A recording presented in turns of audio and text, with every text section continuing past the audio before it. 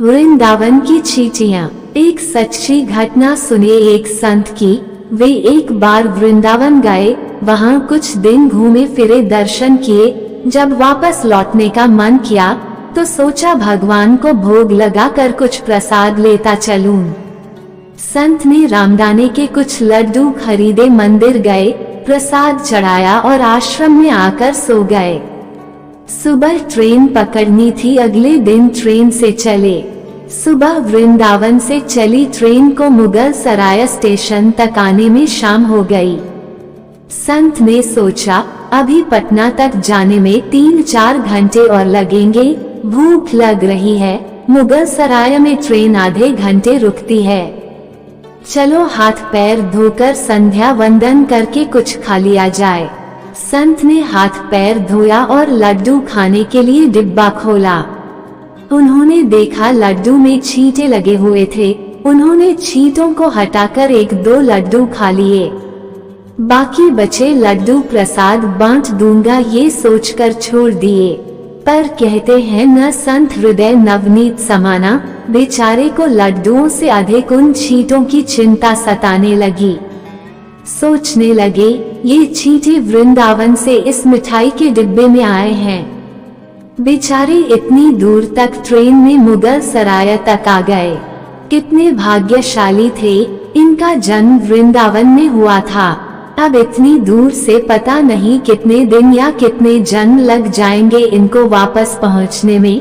पता नहीं ब्रज की धूल इनको फिर कभी मिल भी पाएगी या नहीं। मैंने कितना बड़ा पाप कर दिया, इनका वृंदावन छुड़वा दिया। नहीं, मुझे वापस जाना होगा। और संत ने उन छींटों को वापस उसी मिठाई के डिब्बे में सावधानी से रखा और वृंदावन की ट्रेन पकड़ ली। उसी मिठाई की दुकान के पास गए, डिब्बा धरती पर रखा और हाथ जोड़ लिए। मेरे भाग्य में नहीं कि तेरे ब्रज में रह सकूं, तो मुझे कोई अधिकार भी नहीं कि जिसके भाग्य में ब्रज की धूल लिखी है उसे दूर कर सकूं। दुकानदार ने देखा तो आया, महाराज छींटे लग गए तो कोई बात नहीं, आप दूसरी मिठाई तौलवा लो। संत ने कहा भाई यह मिठाई में कोई कमी नहीं थी, इन हाथों से पाप होते होते रह गया, उसी का प्रायश्चित कर रहा हूँ। दुकानदार ने जब सारी बात जानी तो उस संत के पैरों के पास बैठ गया, भावुक हो गया।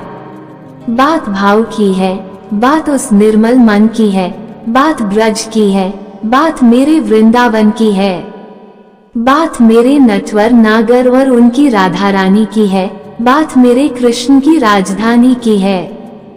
समझो तो बहुत कुछ है, नहीं तो बस पागलपन है, बस एक कहानी। घर से जब भी बाहर जाए तो घर में विराजमान अपने प्रभु से जरूर मिलकर जाएं, और जब लौट कर आए तो उनसे जरूर मिले, क्योंकि उनको भी आपके घर लौटने का इंतजार रहता है। घर में यह नियम बनाए कि जब भी आप घर से बाहर निकले तो घर में मंदिर के पास 2 घड़ी खड़े रहकर कहें प्रभु चलिए आपको साथ में रहना है। ऐसा बोलकर ही घर से निकले, क्योंकि आप भले ही लाखों की घड़ी हाथ में क्यों ना पहने हो, पर समय तो प्रभु के ही हाथ में है ना। Please like share and subscribe my channel.